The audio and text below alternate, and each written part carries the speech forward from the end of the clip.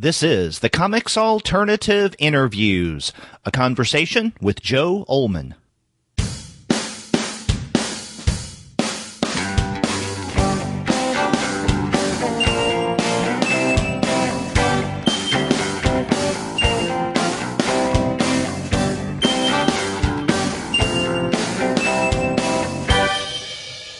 Hello and welcome to another episode of the Comics Alternative Interviews. I'm Derek. And I'm Andy, and we're two guys with PhDs talking about comics. And on this episode, Andy and I have the pleasure of talking with Joe Ollmann.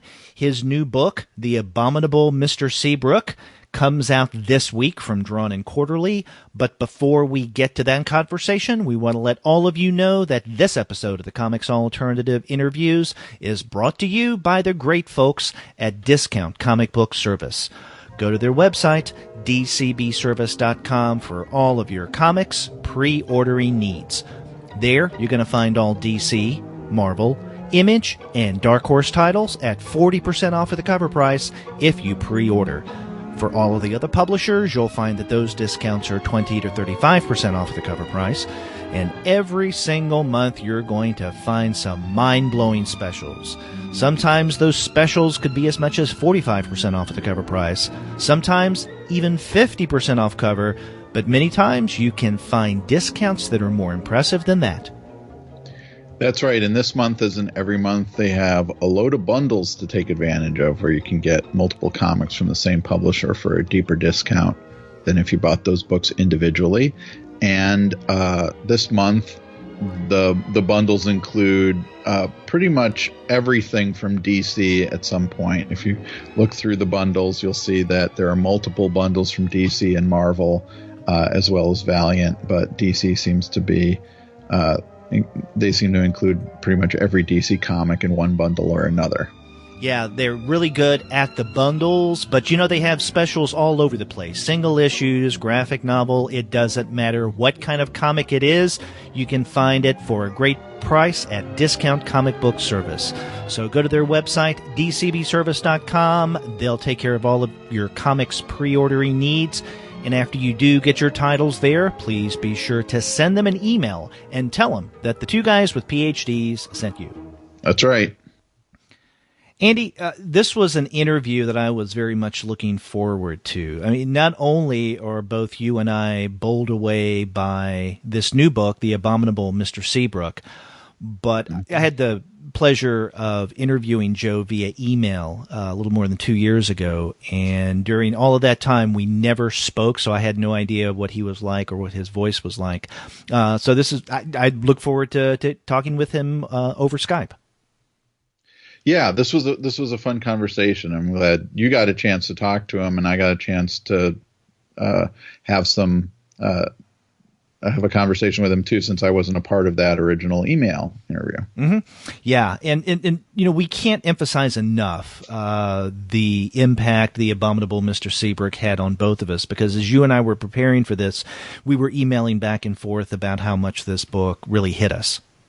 Yeah. Yeah. And this is a fun interview with Joe, so let's go ahead and get to that. Yeah, let's do it.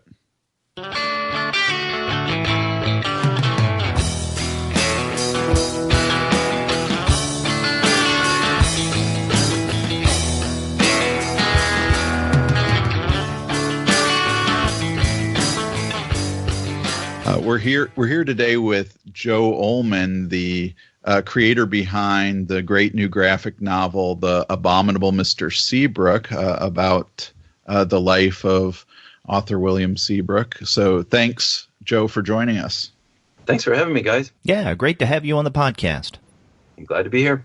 One of the things that struck me about this book that really surprised me is that I have a kind of background in modernism as part of my PhD, but I was unfamiliar with William Seabrook before reading this book. So even though he was quite active during that era, could you, for listeners who may not know who William Seabrook is, could you give us a little introduction to him? Sure. Yeah. I mean, that's exactly what drew me to him. The fact that he lived such a remarkable life, and yet I'm fairly well read, but I had never heard of the guy.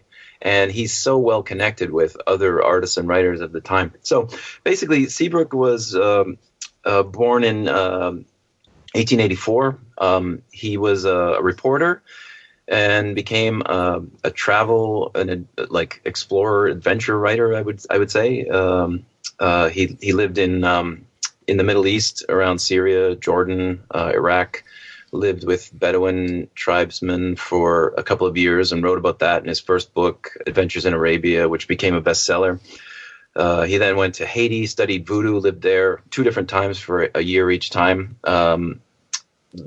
Studied voodoo intensively, like not just the lurid aspects of the zombie and that, but the chants, the ritual, and wrote about it extensively in The Magic Island.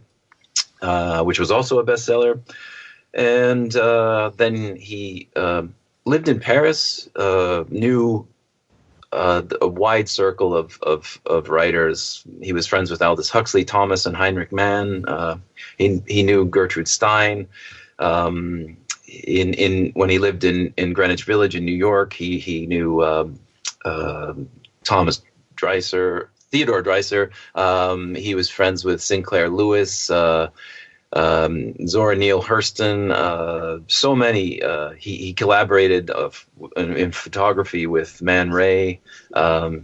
He really knew seemingly everyone that was famous at that time, and was good friends with them. And they actually wrote about them in their own writing, in their biographies. He made that much of an impression on them.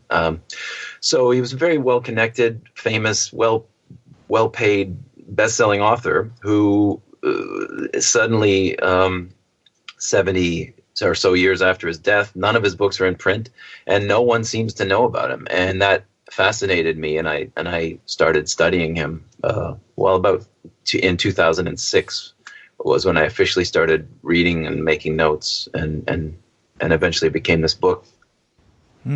So this book was about 10 years in the making. And what was it about Seabrook and his life that initially drew you? Well, initially it was the writing. I mean, I read an excerpt from The Magic Island in I'm a great reader of ghost stories. That's one of my guilty pleasures. I love ghost story anthologies, and I discovered Seabrook in a zombie anthology by the great anthologist Peter Haining, who was a great ghost story anthologist who died a couple of years ago. He's British. And he would put little biographical blurbs before each story about each of the authors, and that was where I first learned about Seabrook. But what attracted me was the writing. I mean, it's a story that's widely anthologized. Dead men working in the cane fields is the story, and it's in a lot of anthologies. And it's ostensibly a true story related to Seabrook of zombies working in harvesting cane sugar for a Hasco, which was an American consortium that was working in Cuba, in Haiti. So it was kind of like bridging the old world of superstition and the modern world of corporations, bringing them together. So it was an interesting piece of writing. His writing was very smart, and that was what attracted me mostly. And then the lurid facts of his life, that he was a alcoholic, a bondage enthusiast, and a cannibal, and that he eventually committed suicide, and that he participated in black masses with Aleister Crowley. There was a lot of lurid, sensational details to his life that he was very open about in a time when people were not open about these things. That also interested me. It wasn't so much the aberrations of the man that interested me, but the fact that he would discuss them openly. I find that really interesting for the time, because I think most people kept all of their kinky dark secrets festering in a closet, and he couldn't do that. It seems he was drawn to be honest, whether it was wise or not. So that to me is kind of interesting. I was wondering, when you describe him as a cannibal, like, He eats human flesh once. I know. That's does it really get the. But you know, Andy, that's it. So I said that to someone because they kept going on about it, cannibalism. And I said, you know what? He only did it once. And they go, yeah, you know what? Even if you're only a cannibal once, it's going to feature pretty heavily in your resume. And it's like, it's true. Yeah. And I mean, it's interesting. It's interesting to me in that it's a taboo, and it wasn't in a kind of like when we think of cannibalism in the modern sense, we think of like the creepy online internet people meeting online and then someone kidnapping them, drugging them, killing them, and eating them. You know, with this, it's almost quaint, his cannibalism, because first of all, just to explain it, I guess I can let that cat out of the bag with that one. He was living in the Ivory Coast of Africa. In the late 20s, 1929, he was living with a tribe of people called the Gweri. They still practiced ritual cannibalism once in a while. So it was mostly a foe killed in battle. They would eat part of that person for ritual purposes, either to take on the power of that person or whatever, or So they still practiced it, but rarely, because they were occupied by the French at the time. And as the king of the Gweri people at the time said to him, we don't do it that much because the French find it savage. But he keeps hounding them. And so they show him a dead guy and they say, there, we're going to cook this guy for you. He's killed in a Civil War skirmish. But they don't want to upset the French authorities. So they substitute. They don't really cook this guy. They chop up a gorilla or a great ape and they serve him that. And he recognizes by the simian finger bones in the cooking pot that it's an ape. And so, but he writes about it in Jungle Ways, the book about Africa, as if it really happened. He describes eating it there. And he felt guilty, in a nonfiction book, lying. So he had to make it true because he had to make it so that he felt right about it. So he gets back to Paris. He gets a friend who's a morgue attendant, gets a pound of like neck meat from this morgue attendant, and his translator Gabriel de Hans lets him use his kitchen and his cook, and his chef prepares this neck meat for him, and he eats it in front of these people, telling them that it's a rare kind of goat, and they can't have any, and then he eats it. So it's kind of no one's murdered. It's a taboo, but like I've been a vegetarian for like 28 years, and I always find the taboos of people interesting. Like they wouldn't eat they find eating a dog or a horse horrific because they're our pets and they're beloved, but they don't see it's strange to eat a cow or a chicken or anything else. And to me, it's all strange. So it's a matter of perception, right? I mean, if someone's not murdered, and people that have practiced cannibalism to survive, like the soccer team as a famous incident. I mean, they're I don't know. It's not that big of a deal to me, I'm not a proponent of cannibalism. Let's be clear, but I just don't think it's that big. You're looking at it within context. Within context, it's it's a taboo that's like, as long as no one's murdered, it's not that gigantic, but obviously it's a sensational fact, and I've used it to, help promote the book, I guess, or sell the book. As I was talking to Seth, he was in town for his screening of his documentary, which is an amazing documentary, and he was talking about the book, and he goes, I didn't think about it, but you picked up, a really sensational. He was talking about all the press I've been getting lately and all the interviews and everything. And he said, you were smart to pick such a salacious topic, or sensational topic. He goes, and I said, yeah, I guess. He goes, but that can backfire. Sometimes people intentionally choose a topic that they think is going to sell, and it doesn't. And I mean, I didn't pick that for those reasons. I picked this because it intrigued me. And I started studying Seabrook not with the intention of making a book, but I studied it for so long and invested so much time and money and travel into it that I had to do something with it. By the end I was obligated. So this hobby became, a project that I had to actually complete.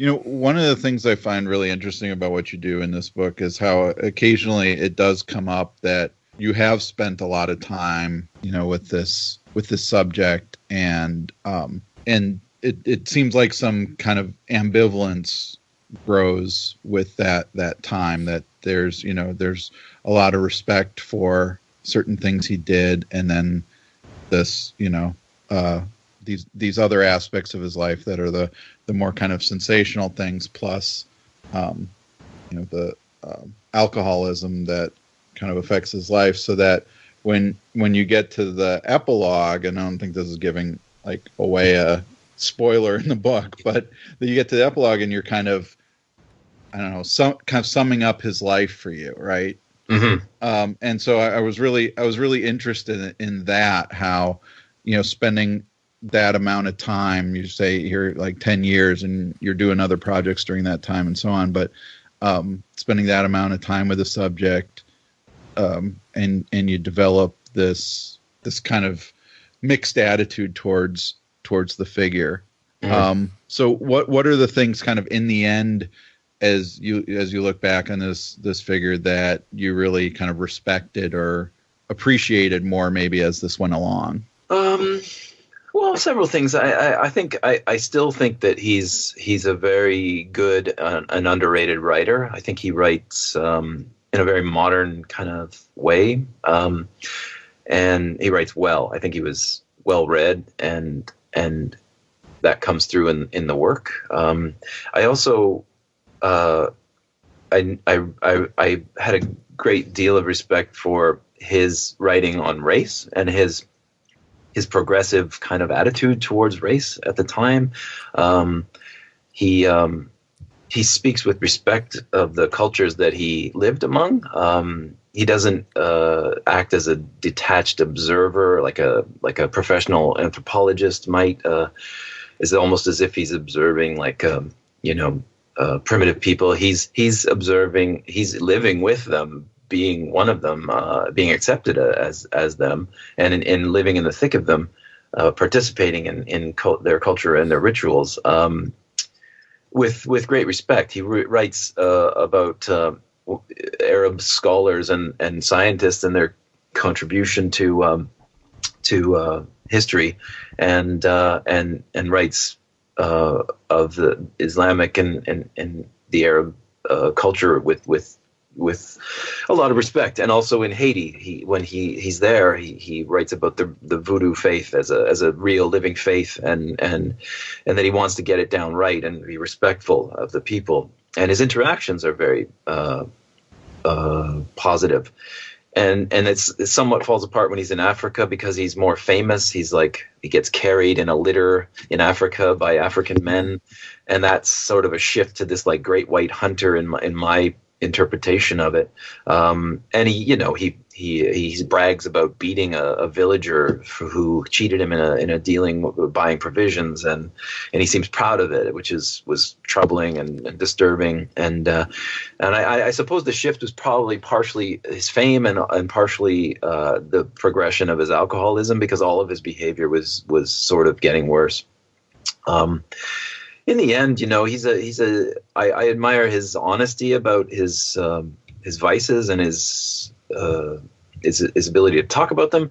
I did become tired of because I saw the other side of things. I read other people's accounts of he's rather lighthearted about his drinking. It's I'm a guy that likes to drink, and I'm just a guy that loves to tie up ladies and not to, and which is fine. I mean, I don't want to. I hope I don't come off puritanical about the bondage stuff, because there are people that practice that. There are men and women that love that, and that's fine. Between consenting people, great. I have no qualms with that. I don't want to be puritanical about it. Whatever people want to do is, if it's between consenting people, great. But I think his bondage was sort of tinged with a darker edge to it than he portrayed. And I think Man Ray talks about that in his autobiography, Self-Focus. He writes extensively about Seabrook, and he has his take on his bondage practice was that he was angry at his overbearing mother, and that's why he was physically punishing women to counter that. His second wife, Marjorie Worthington, who was a writer who wrote a biography of him in 1966, The Strange World of Willie Seabrook, was a great reference because it told many of the same stories that he told in his biography, autobiography, but in a vastly different versions or slightly different versions sometimes. And also her archives were in the University of Oregon, and I traveled there and spent almost a week going through them, and it was incredible. Like for a non-academic guy, I was giggling, holding with white gloves, holding letters from Aldous Huxley to him. Like I was just like it was like so incredible.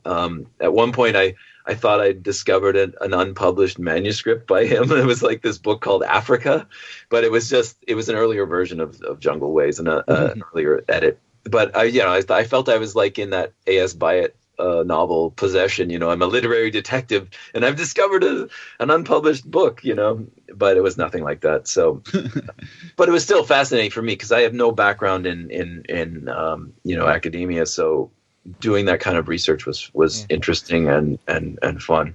Well, I can tell you, as academics, when we do that kind of archival research, there still is, either literally or figuratively, a lot of that kind of giggling when we find something. Yeah. So you never lose that, I guess, eh? No. That's great. But I always feel like that, I remember reading Possession before I got into, doing that kind of archival research, and I do have that expectation every time. Right. I'm gonna find something that nobody's ever seen before. Right. Eventually, you're gonna find a clue in a book that's gonna make you dig up a grave and find that. If you're not doing that, your research. There's something wrong with your research, Andy. That's it. Now, Joe, you mentioned that you hope you didn't come across as puritanical when it comes to the bondage stuff or other matters in the book, and that's one of the things I really appreciate about this biography, in that it's.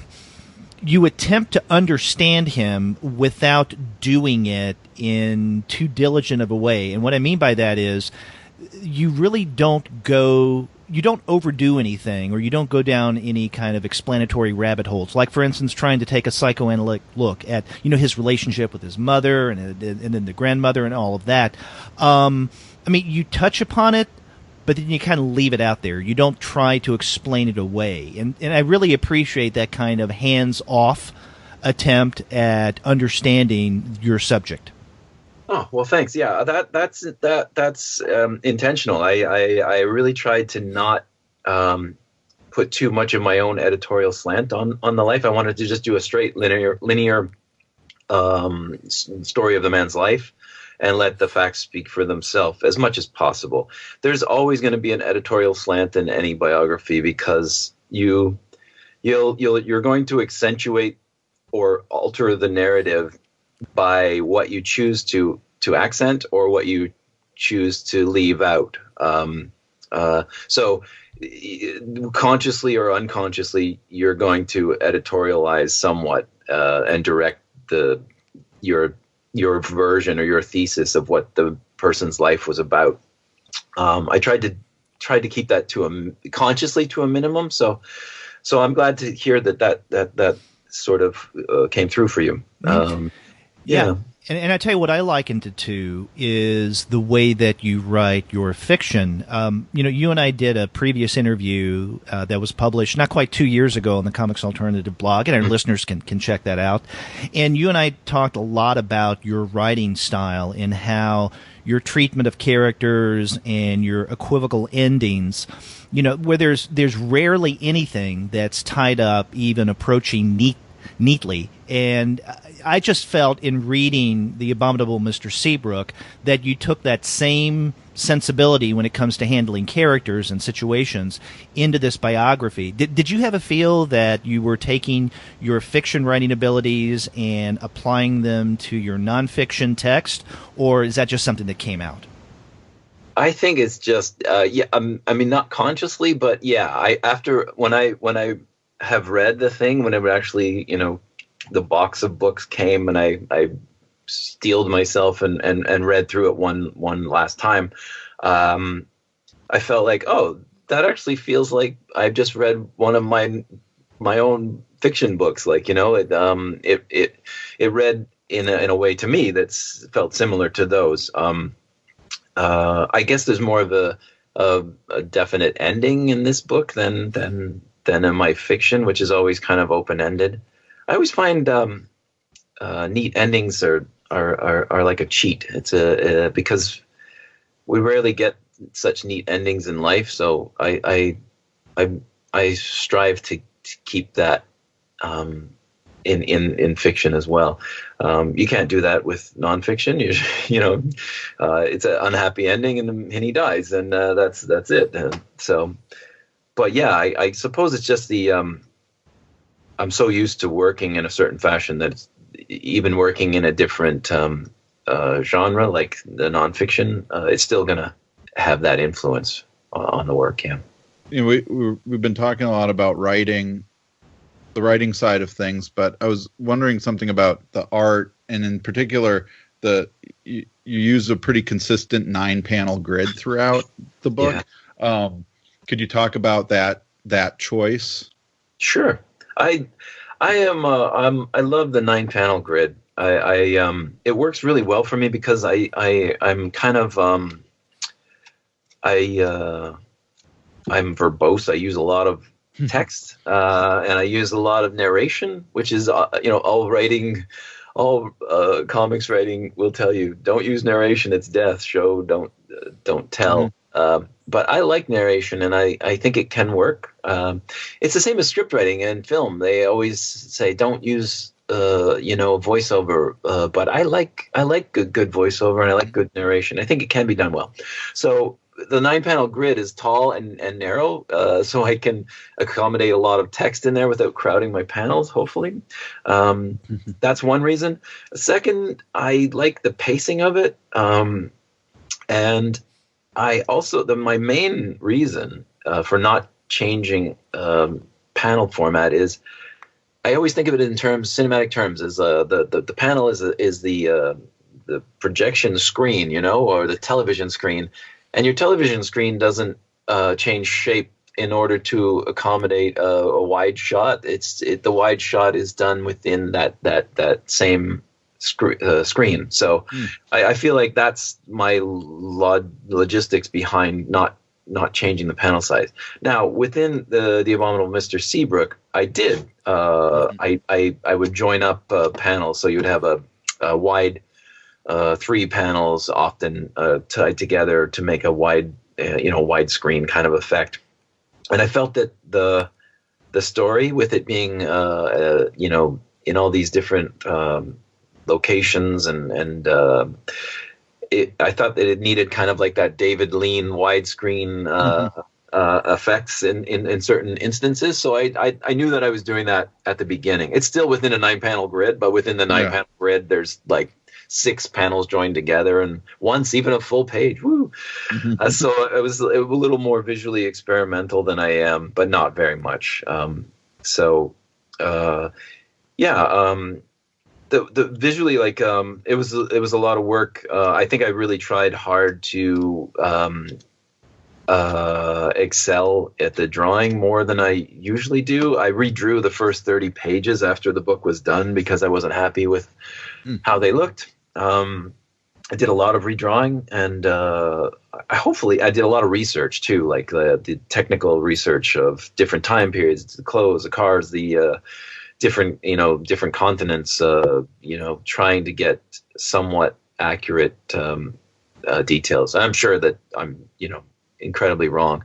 That's the thing about this book. I mean, there's other people that are, writing books about Seabrook, like academics that are writing books about Seabrook, and other enthusiasts that are probably way more expert on Seabrook than I am, and they probably will hate this book, and it'll be like, you got everything wrong. And my thing is, of course, it's never going to please everyone, and it's my version of it, and I did the best of my ability, and but it will never please an expert on Seabrook. They'll have their. I've made mistakes. I know I have, and I would just recommend that they would write their own book, which people are doing. So there'll be alternate versions eventually.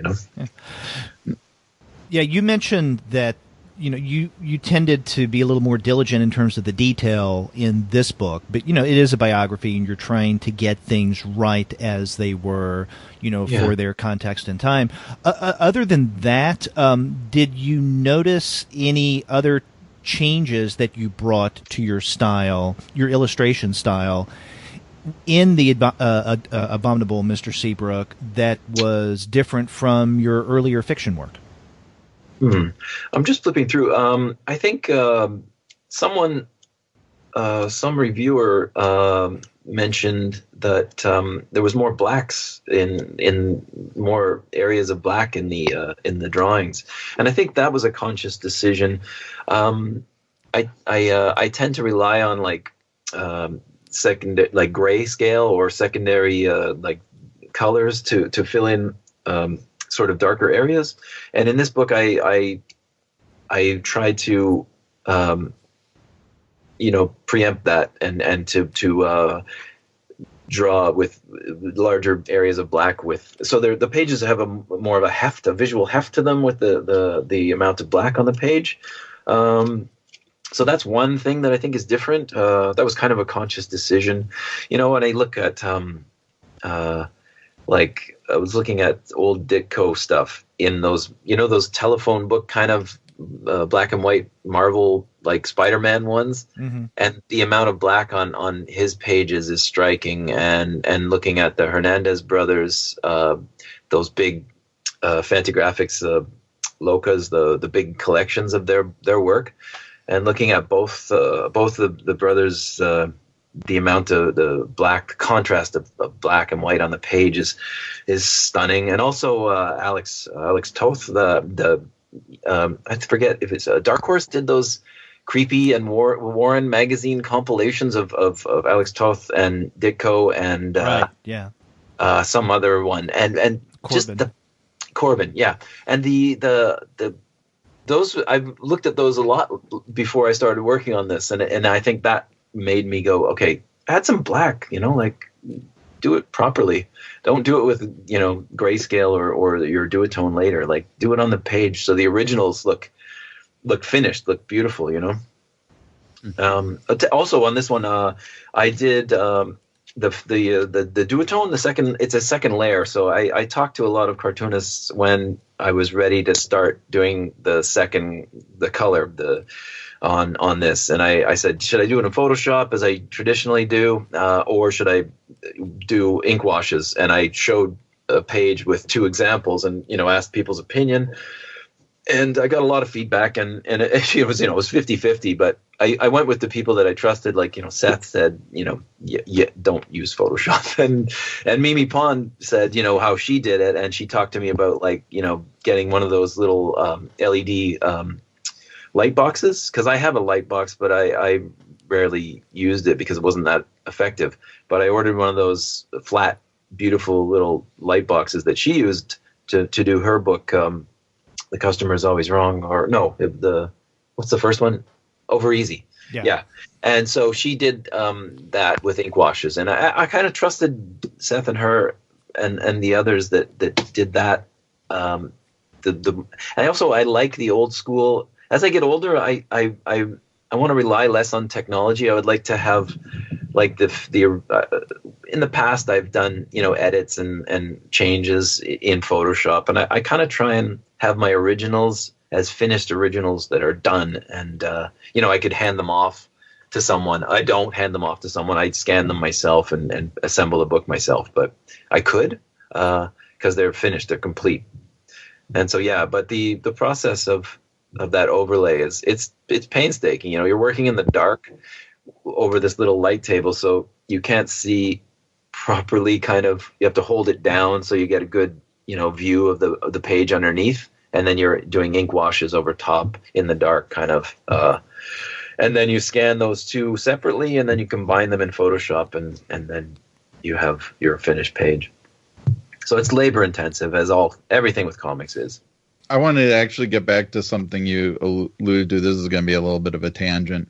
When you talked about the 9-panel grid, and you mentioned something about voiceover narration in movies, are there specific examples of movies in which you really like the voiceover narration? Because this is something I'm I'm always curious about.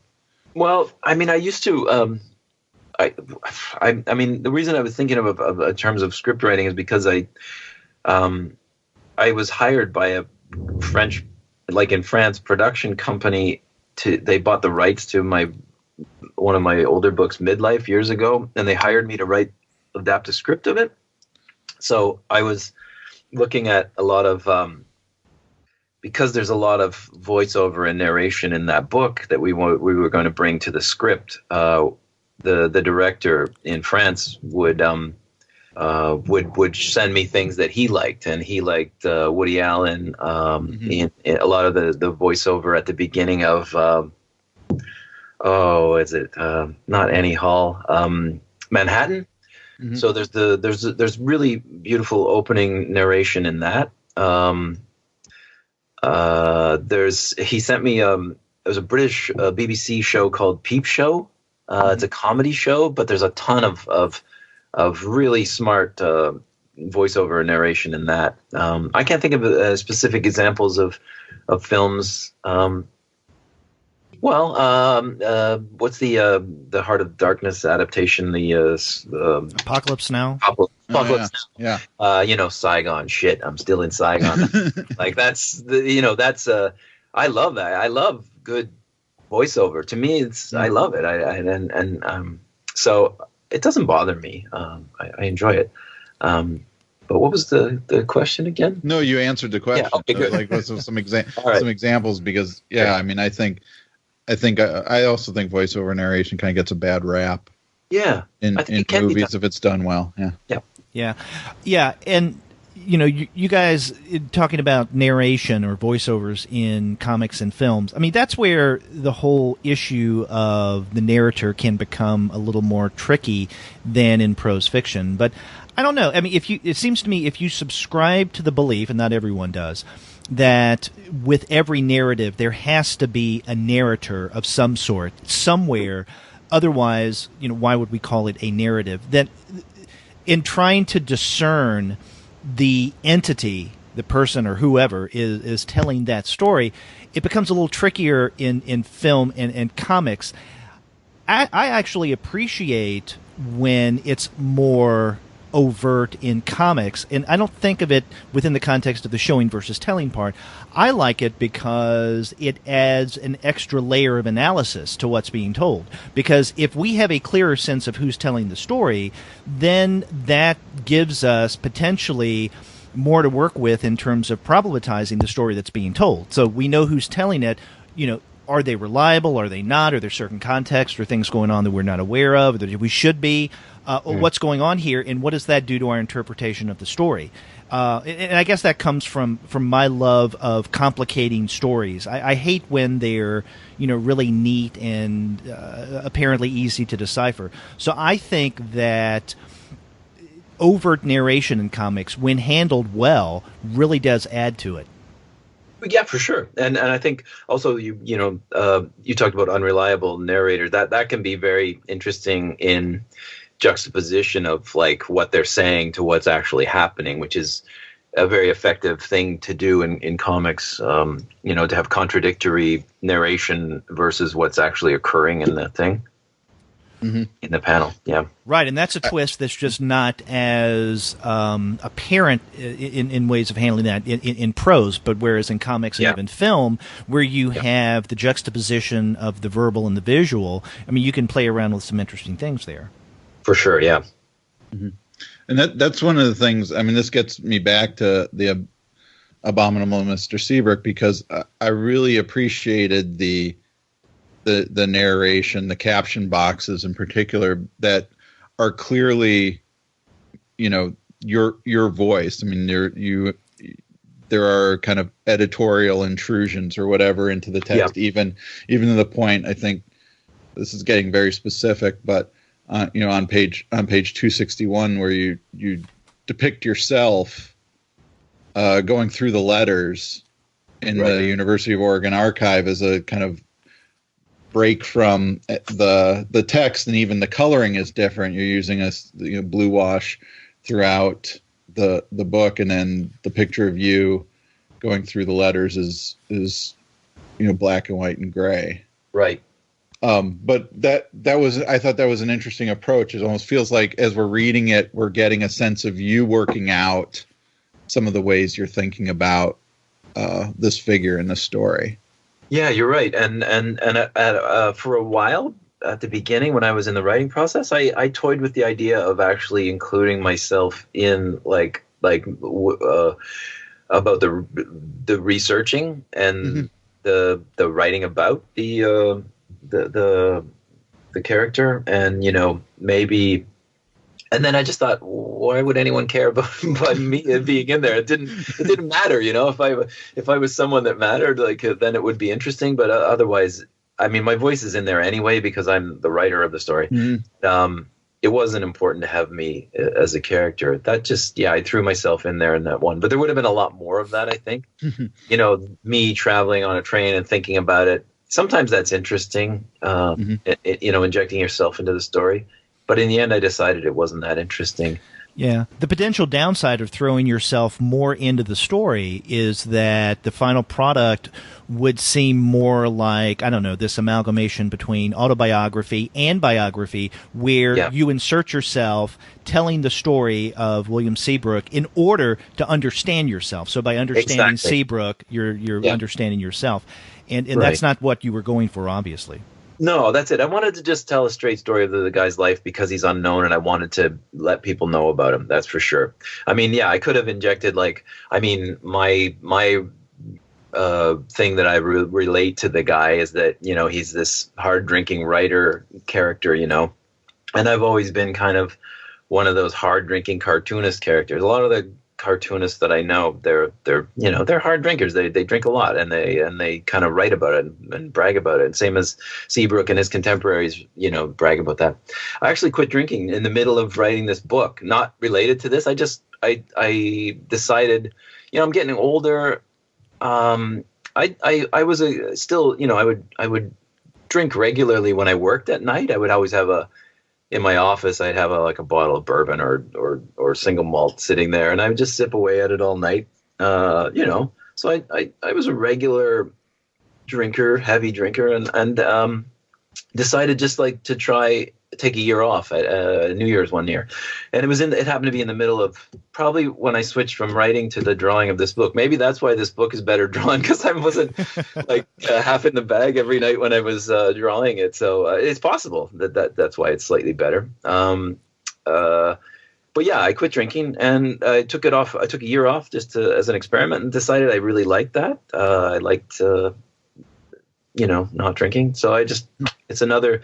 I'm a boring person with I quit smoking, I don't eat meat, and I don't drink. I'm like the ultimate no fun guy. I don't know. I got to find something. You're a healthy no fun guy. That's it. Yeah. Whoopee-doo. My brother-in-law says about not drinking. He goes, you think that not drinking is going to make you live longer, but it'll only seem longer.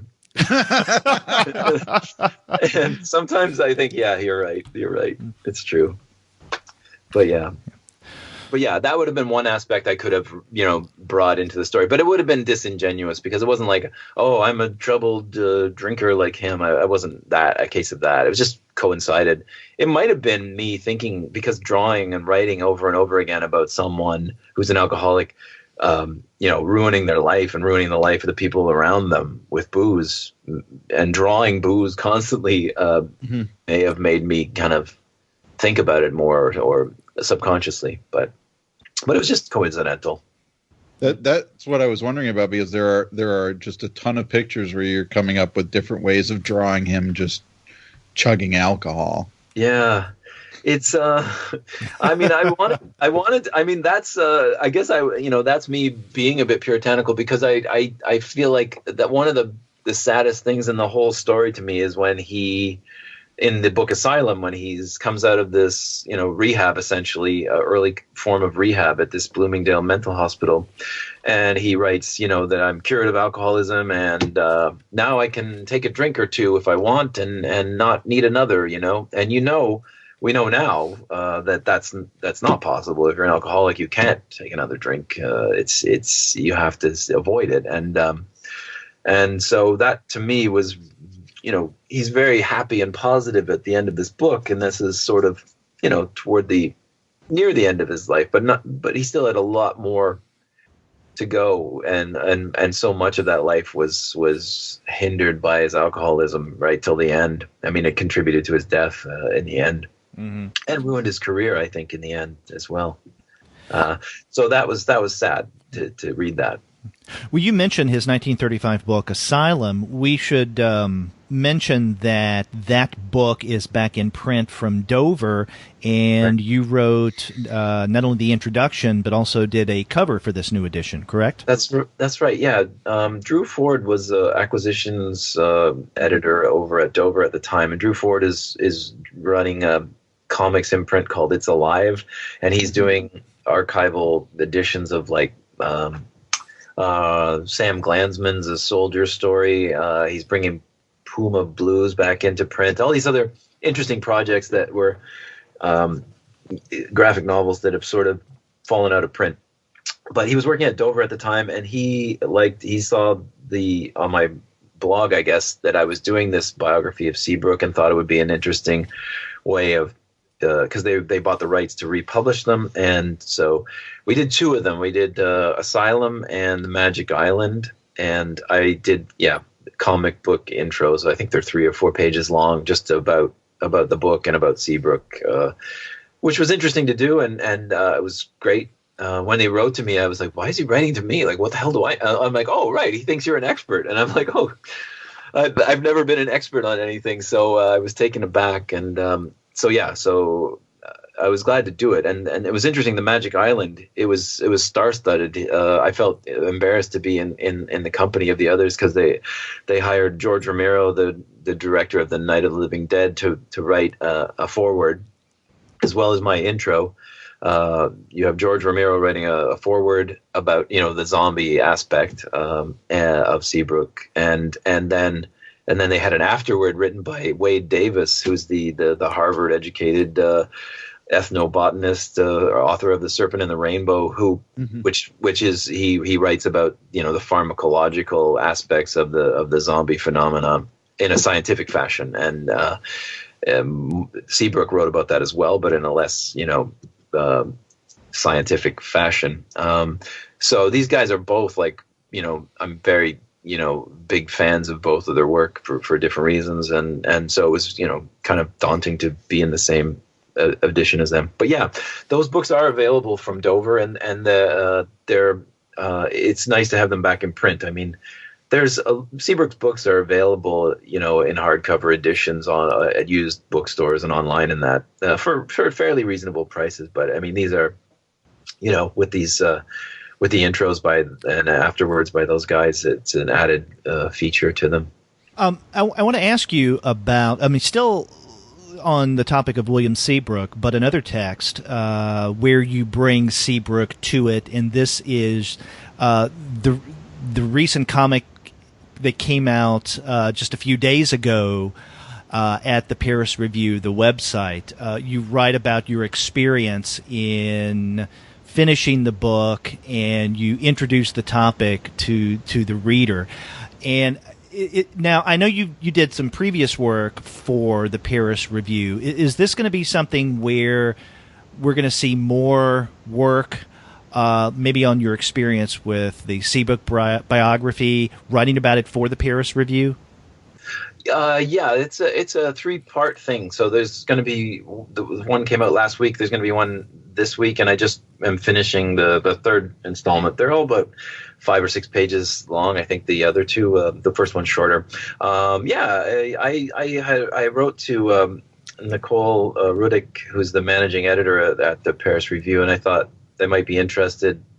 I know they run a lot of comics. They're very supportive of comics and graphic novels at the Paris Review, and I'd done the Culture Diary for them a few years ago, and so they knew me, and I just said, he's kind of like the similar Lost Generation writer as some of the founders maybe of the Paris Review, and it might be of interest, with his circle of famous friends, to write a bit about him and to write about how I, an uneducated buffoon like myself, came to write a write and research and write a graphic novel biography of this writer. So they said, yeah, sure, and I've done this 3-part thing, and it's at the Paris Review website. Hopefully people will read it. Seems like a lot of people were talking about how they saw it and they liked it. So yeah. Yeah, and typical to your comics, so one of the things I love about this first installment on the Paris Review's website is that you're self-deprecating. That interlocutor that you have, where basically he's a stand-in for the reader, right? And you're explaining, what, who Seabrook was and, what this book is all about. He keeps reminding you that it's not a biography, it's a comic book biography. Right. Yeah, I'm a kind of a self-deprecating to the point of like being detrimental to the whole genre of comics, which I actually, after I did this thing, I was like, why did you do it in this goofy format? Like the book Seabrook it's a serious kind of book essentially, and then I'm writing about how I made it on the Paris Review, and I'm doing this bucktooth, bug-eyed, goofy comic style, and I thought it was only after I'd finished it all that I was like, wow, that's kind of a disservice to your book. But anyway, it's fine. I'm sure people will see that it's different than the book. But I am self-deprecating. That's my thing. But I just started this year thinking, I work part-time in a bookstore. I always say I work part-time in a bookstore because I'm such a successful cartoonist. But working in a bookstore is great. I love the job. For one thing, it's an independent bookstore, and the young woman that owns it is she's a super smart person and runs the store really well and great to work for. And she's let me expand the graphic novel section. But what I hear constantly is people looking at the comics. They don't realize that I'm listening, and they go, "Oh, graphic novels, I've never read one."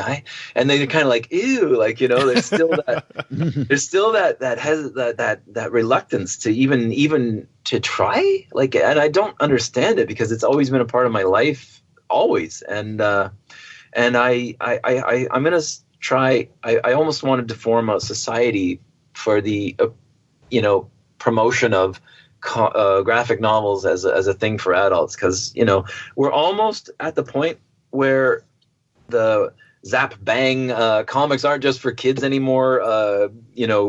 Newspaper article. We're almost past that because The Onion actually parodied that headline, and so when The Onion parodies something, it means that the vast majority of society will understand that reference. So in some ways, we're almost the acceptance as comics as literature is a done deal, and yet there's still a giant hesitation and reluctance by the vast majority of people to read them or take them seriously. So I'm going to try and really be a better spokesperson and promoter of comics as a thing for grown-ups. Yeah. So no more goofy comics from me. I'm all serious now. There's just those 2 more installments in the Paris Review, which is like, it's this venerable, institution, and I'm on there, and I'm like, hey, look at me, I'm being goofy. I waste the chance to show how wise and witty I am. But anyway, that's me. I want to know, do you really have a Sinclair Lewis hand puppet? like you show in that comic? I have props galore, yes. No, I don't. But I do have a bunch of puppets hanging here behind me. They're quite creepy. No, I grew up in North Dakota and Minnesota, and so I would drive to Minneapolis all the time from Fargo, North Dakota, and always make a stop at the Sinclair Lewis Boyhood Home, which is right on the way. Okay. So I spent more time probably in the Sinclair Lewis Museum than most necessary than most people ever will. Yeah.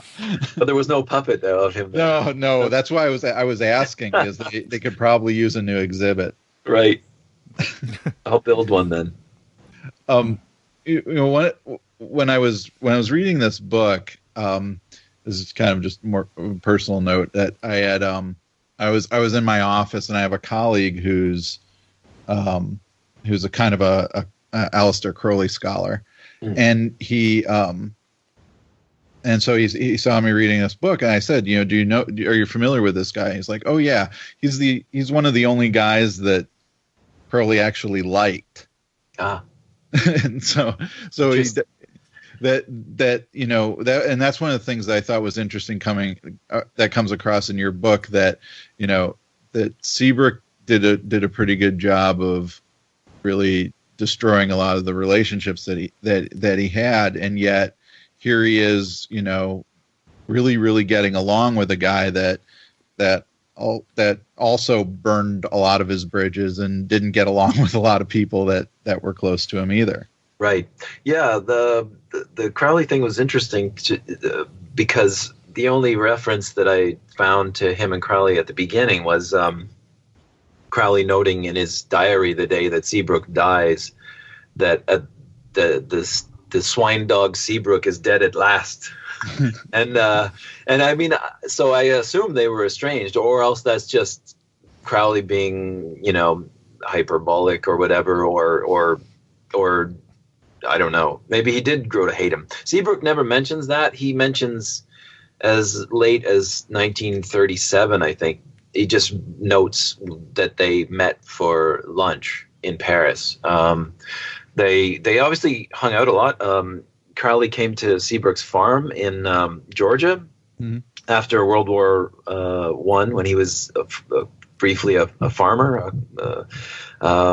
And Crowley stayed with them for, in some accounts, it's like a couple of months, traipsing through the woods and that. And then there's the famous story of Crowley going up the Hudson River and taking nothing but gallons of red paint and rope and he hung from the cliffs and painted his mottos on the cliff faces.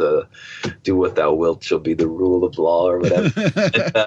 and the local farmers apparently brought him food, because there's this strange bald guy living, and they fed him. They brought him food, or maybe he bought it from them. I don't know. I imagine it's all somewhat exaggerated. He's probably prone to exaggeration, the same as Seabrook was. They're raconteurs, they're storytellers, so they exaggerate, but that's a fascinating story. And apparently Seabrook, in Seabrook's version, he gave him money to do that. Crowley doesn't relate that, and then I couldn't find any other reference of anyone saying that Seabrook had paid to help him. But he was, in his own reckoning, he gave away a lot of money when he was well healed. He would give money away to artists and friends. And I think I show that in the book. He gives money to different people for different things when he was super rich, because he was super rich. At the time, he was making a killing. His books were best selling.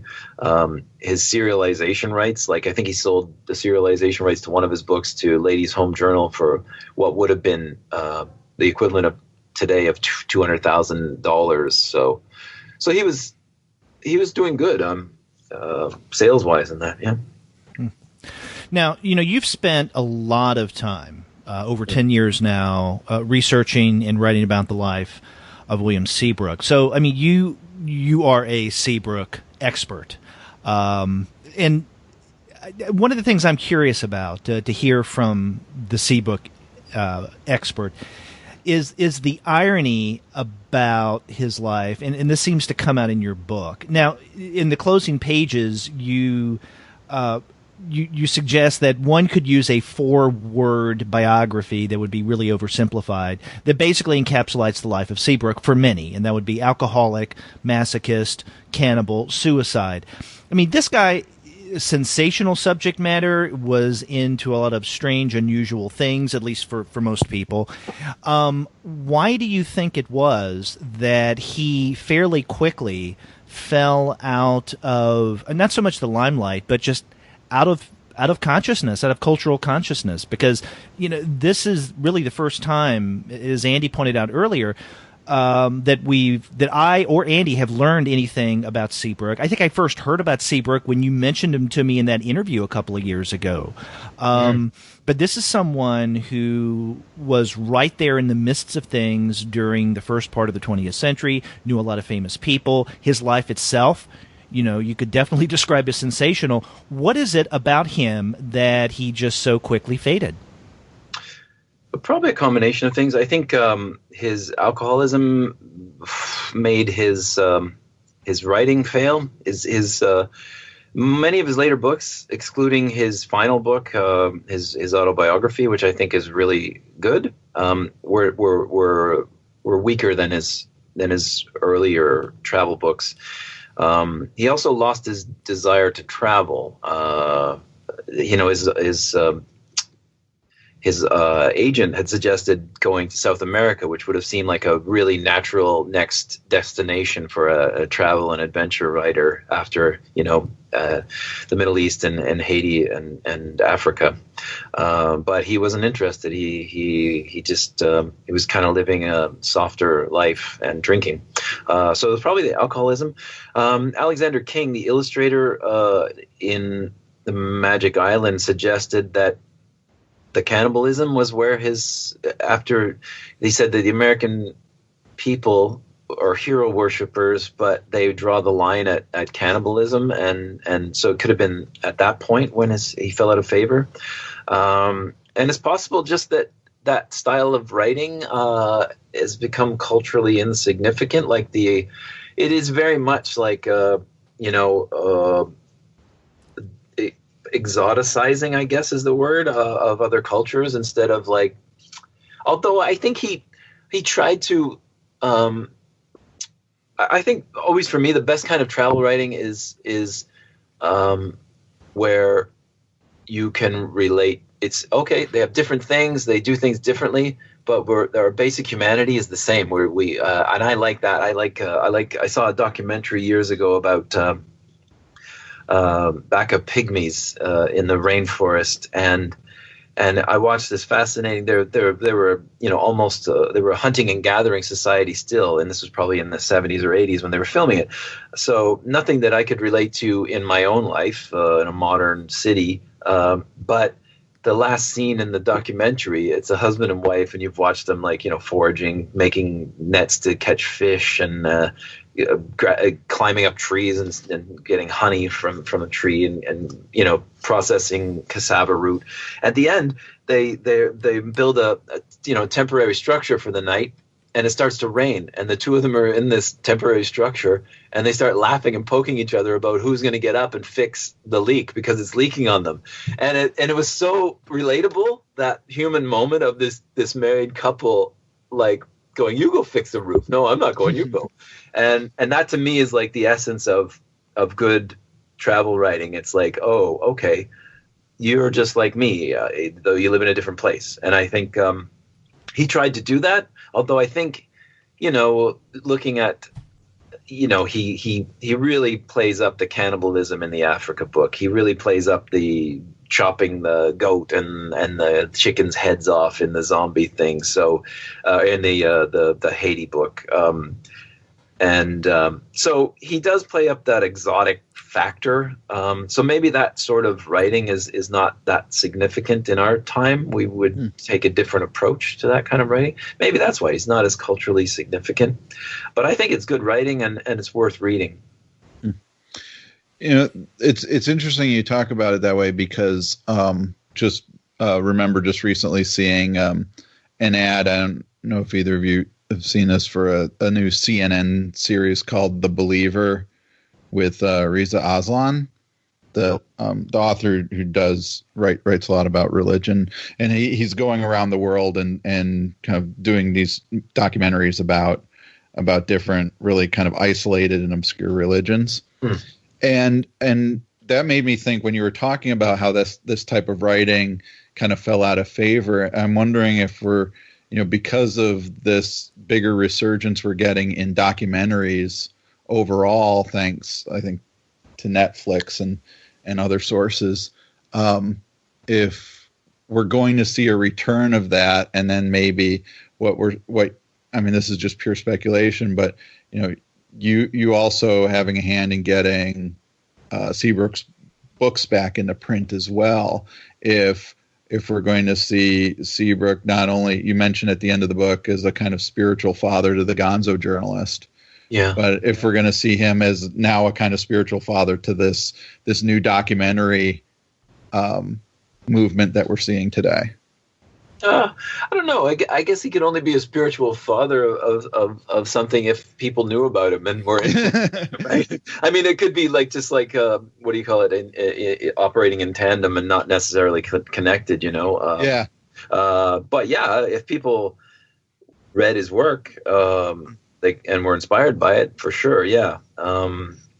That kind of reminds me of how I saw Seth talk about how, during different times in comics history, somebody had come up with something that was like a graphic novel, and then 10 years later, everybody forgot about it, and somebody created something that they thought was this all original book until you finally get to the 70s and it catches on.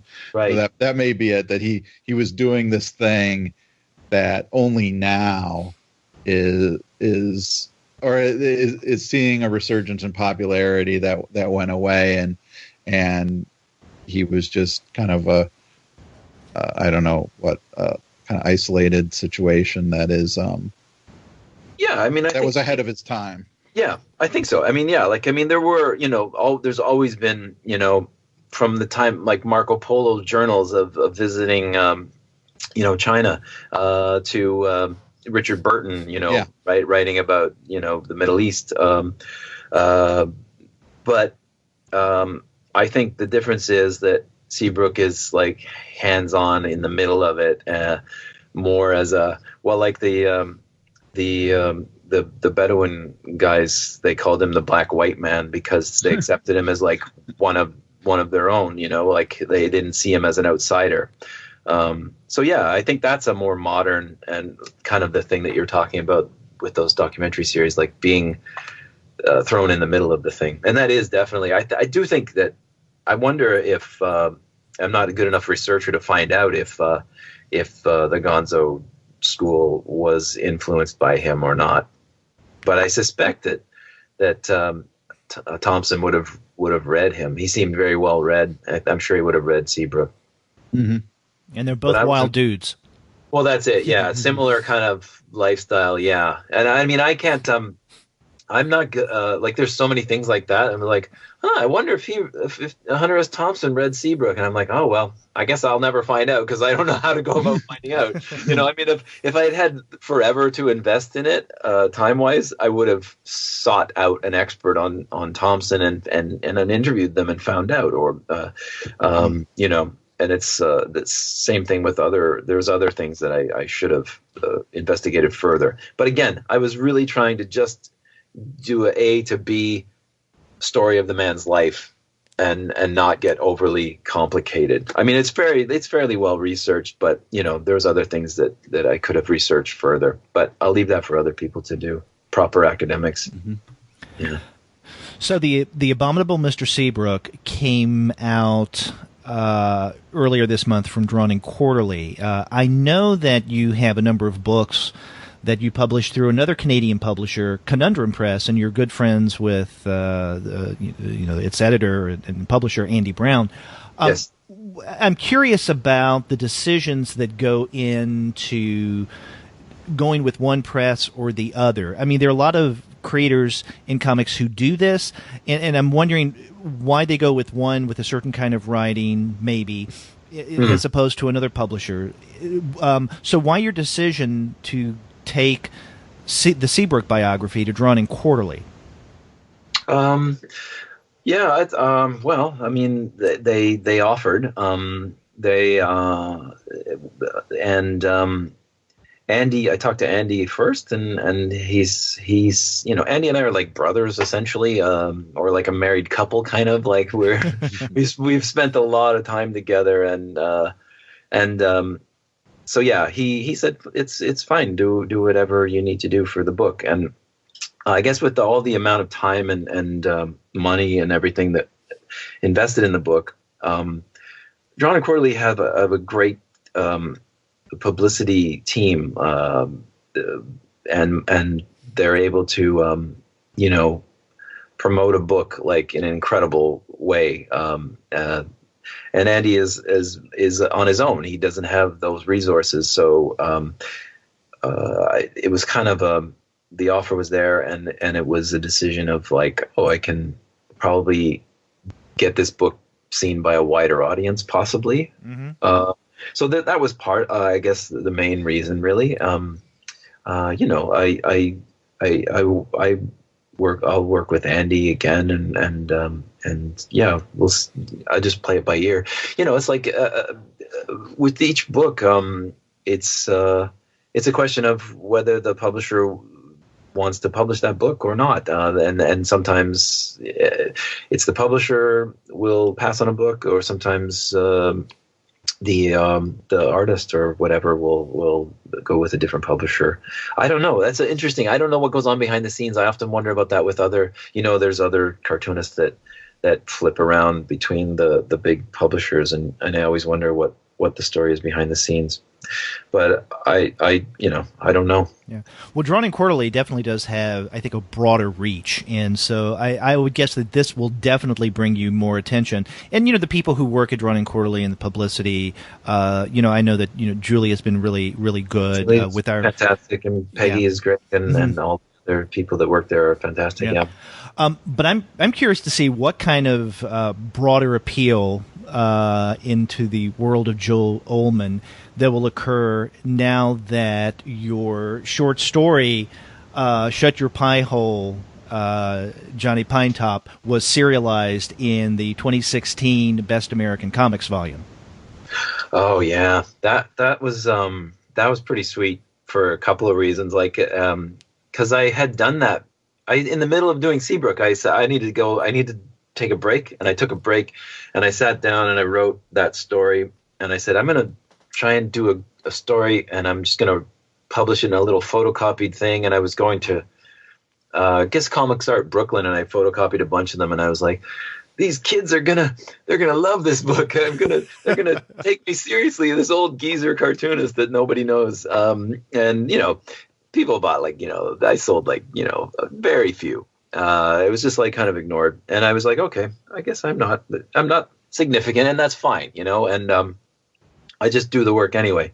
But then, it's published in Happy Stories About Well-Adjusted People, which Conundrum and Andy published, and which he bought the rights to two of my old books, and we culled the best of them and put them in this edition. And Jeet here wrote a scholarly introduction to it about my work. And and then that book gets submitted to Best American Comics, and the guest editor is Roz Chast, who is like one of my most influential heroes in comics. I love her work like passionately, and she picked my story, so it was so meaningful. I love that Best American Comics, and each edition is so different depending on the editor, and Bill Cardilopoulos is so well read and wise.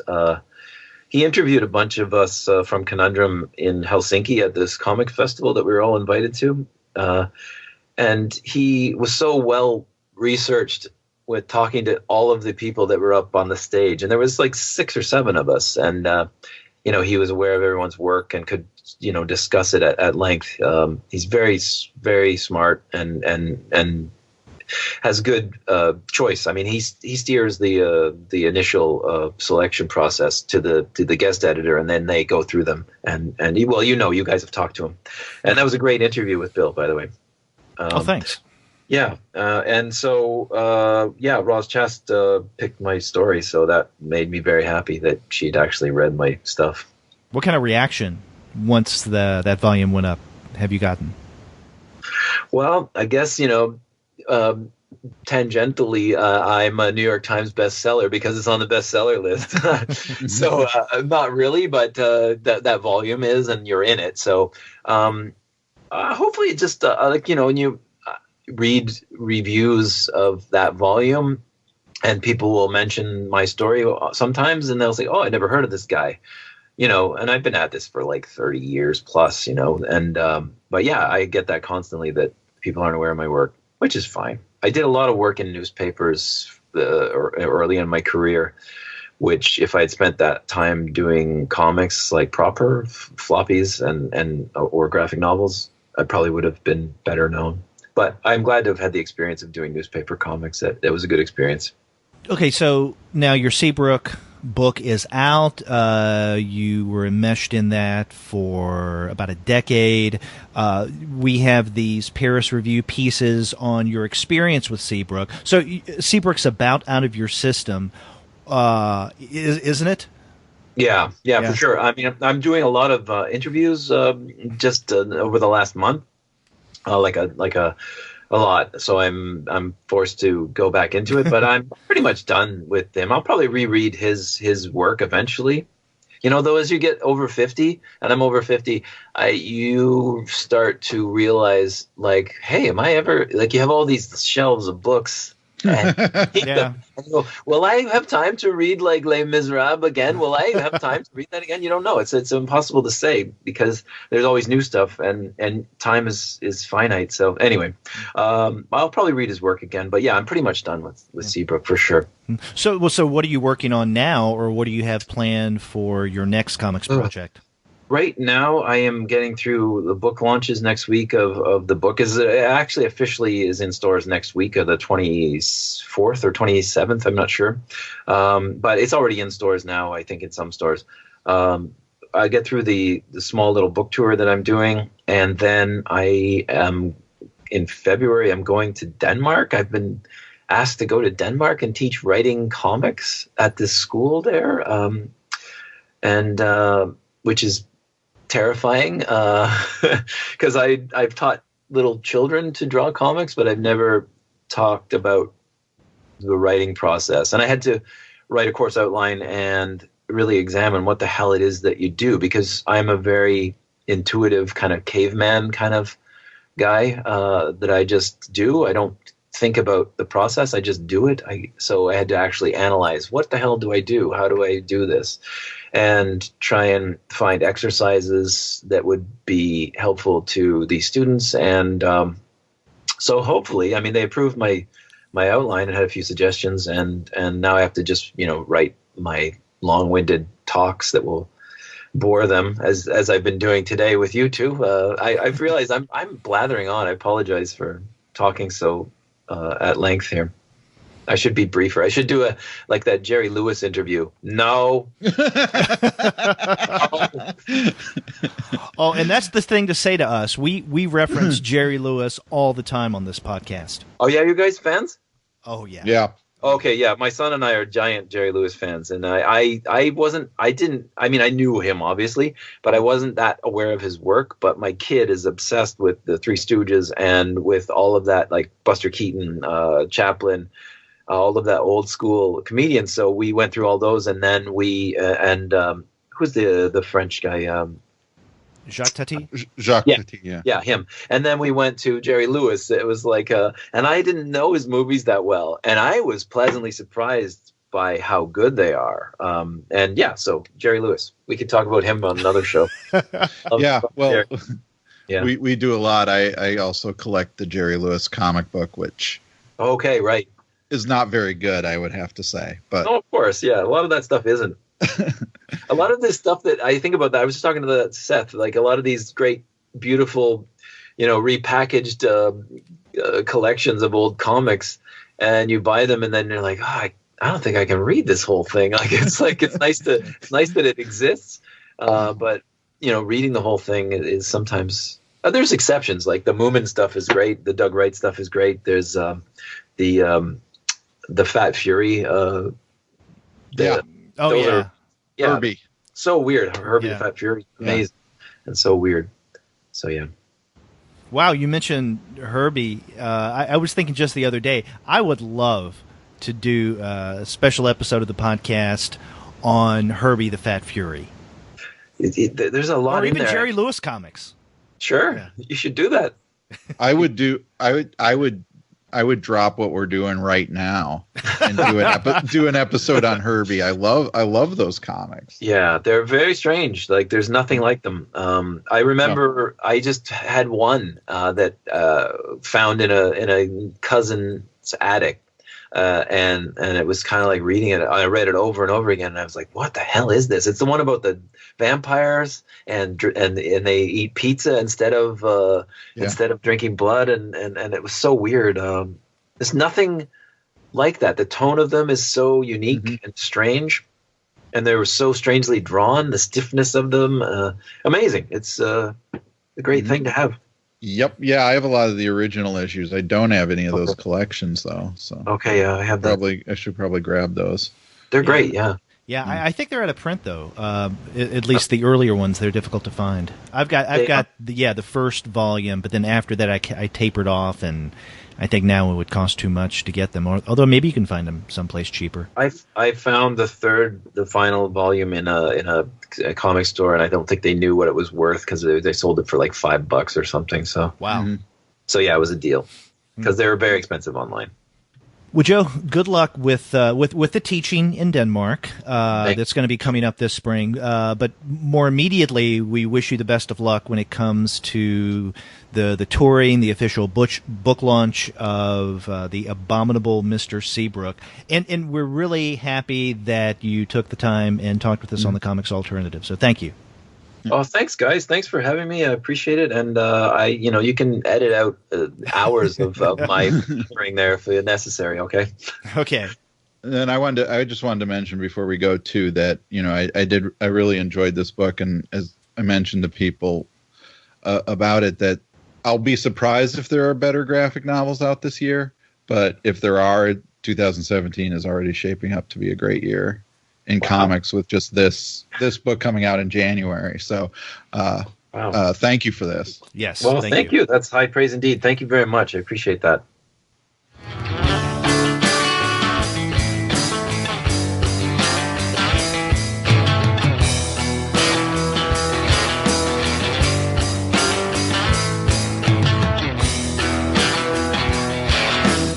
I really enjoyed that interview. That was a great time talking to Joe about the Abominable Mr. Seabrook. And I do have to say, reiterate that this is a great book. It'll probably end up on my top 10 list. I'm guessing at the end of the year, unless we have a fantastic year in comics. But we're really starting, at least in comics, we're really starting 2017 off well. Yeah, in other areas of life, maybe not so much, especially in terms of politics. But if this kind of work is what will mark 2017, we're in for a hell of a year. Yeah. Yeah.